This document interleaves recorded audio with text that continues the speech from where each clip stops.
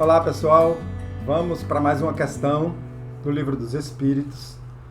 Essa é a segunda questão do subtema politeísmo, né, que está dentro das leis morais, lei de adoração que estamos estudando.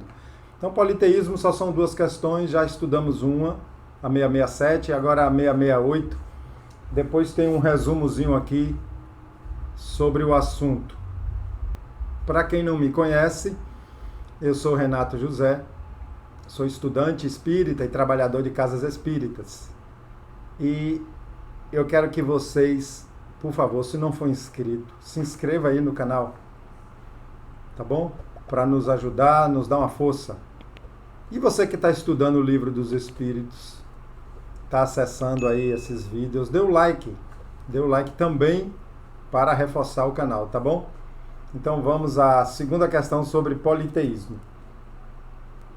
Os fenômenos espíritas, tendo se produzido em todos os tempos e sendo conhecido desde as primeiras idades do mundo, não fizeram crer na pluralidade dos deuses?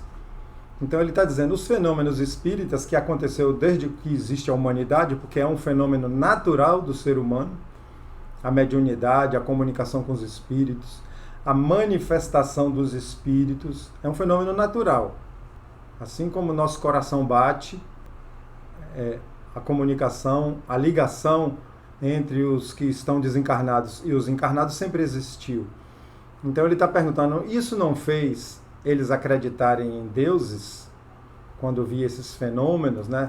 Fenômeno de efeito físico, pessoas falando com outra voz, falando coisas que às vezes nem entendia, sem dúvida, porque os homens, chamando Deus tudo o que era sobre-humano, os espíritos eram deuses para eles. E é por isso que quando um homem se distinguia entre todos os outros por suas ações, seu gênio, ou por um poder oculto, incompreendido pelo vulgo, ou seja, pessoa comum, faziam-se um Deus e se lhe rendia um culto depois da sua morte. Então, até para encarnados que tinham uma capacidade maior, que os outros não acompanhavam, eram chamados de Deus. O que fica claro aqui é que a palavra Deus não tinha o peso que tem hoje. Não tinha essa atribuição a uma inteligência suprema da natureza. Não.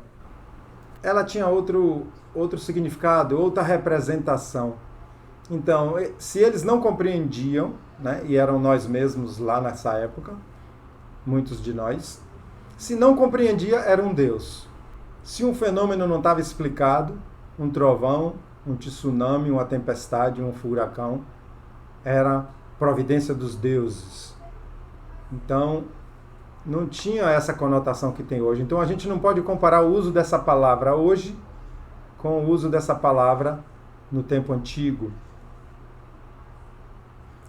E quando fala que de todos os tempos existiam esses fenômenos, eu lembrei agora de Moisés. Moisés ouvia, Moisés se comunicava com a mediunidade. E acreditamos até que os 10 mandamentos que ele escreveu foi passado para ele por um espírito, né? Porque Deus não comunica direto. Então, olha só aí, a mediunidade de Moisés e tantos outros na história, né? Então agora vamos estudar um pequeno resumo desse assunto. A palavra Deus, entre os antigos, tinha uma acepção muito extensa. Não era como nos nossos dias uma personificação do Senhor da natureza. Era uma qualificação genérica, dada a todo ser colocado fora das condições de humanidade. Então eu já fiz aquele comentário baseado nisso aqui. Ora, as manifestações espíritas lhes revelando a existência de seres incorpóreos, agindo como potência da natureza, eles os chamaram deuses, como nós os chamamos espíritos. É uma simples questão de palavras, com a diferença de que, na sua ignorância, mantida de propósito por aqueles que nisso tinham interesse, eles lhes elevaram templos e altares muito lucrativos, enquanto que, para nós, eles são simples criatura como nós. mais ou menos perfeitas e despojadas de seu envoltório terrestre. Então está aqui, né? Assim como hoje, naquela época se manipulava também o conhecimento dessas coisas para tirar interesses disso, dar muito valor, muita honra a quem não merece positivamente. Então, cultuava como deuses, ou então como representantes de Deus. Muito parecido com hoje, né? Essa manipulação. Se estuda com cuidado os diversos atributos das divindades pagãs, reconhecem-se sem dificuldade nelas todos os atributos dos nossos espíritos, em todos os graus da escala espírita.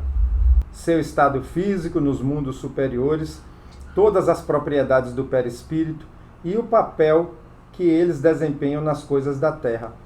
Então, se analisar bem como eles eram descritos, eles são descritos, a gente percebe ali as características dos espíritos que a gente conhece em toda a escala, desde o ignorante, aquele que ainda se compraz na maldade, até os espíritos iluminados. A escala espírita mostra esses vários momentos de luz ou de treva em que passamos, né? Que eu digo nós, humanidade. Então, essa coincidência de característica mostra que eram espíritos que se manifestavam e eram considerados deuses. O cristianismo, vindo clarear o mundo com a luz divina, não podia destruir uma coisa que está na natureza, os espíritos, né? Não podia destruir, mas orientou a adoração para aquele a quem ela cabia. Deus, o Criador, a inteligência suprema, né? Quanto aos espíritos, sua lembrança está perpetuada sob diversos nomes dos povos e suas manifestações, que não cessaram jamais, foram diversamente interpretadas e frequentemente exploradas sob o domínio do mistério. Então, as manifestações foram interpretadas de várias formas. De várias formas se tentava interpretar o que eram aquelas manifestações. Me veio na cabeça agora a voz que guiava Joana d'Arc. Joana d'Arc não foi guiada por uma voz que ela dizia ser a orientação de Deus? Era um espírito. E ela, médium, audiente. Tem também as aparições de Maria. Quantos lugares, quantas histórias de que Maria apareceu. Pode ser outro espírito que se manifestou ali através de seu perispírito, se fazendo visível. Espíritos que podem aparecer tanto com a boa intenção de representar Nossa Senhora, como na má intenção de confundir também. Mas sempre é a aparição perispiritual dos desencarnados. Enquanto que a religião aí viu fenômenos miraculosos, os incrédulos viram embustes.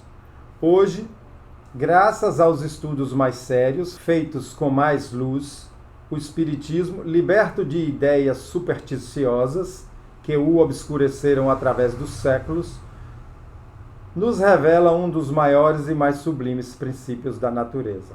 Então, as ideias supersticiosas que sofreu através dos séculos não foi a doutrina espírita em si, mas os fenômenos espíritas, os fenômenos naturais de comunicação, os fenômenos de efeito físico, os fenômenos mediúnicos, ao longo dos séculos, passaram por ideias supersticiosas e depois explicadas, orientadas, reveladas pela doutrina espírita, iniciando em 1857, né? Apesar de que antes disso já existiam conhecimento dessas coisas, mas restrito a algumas minorias.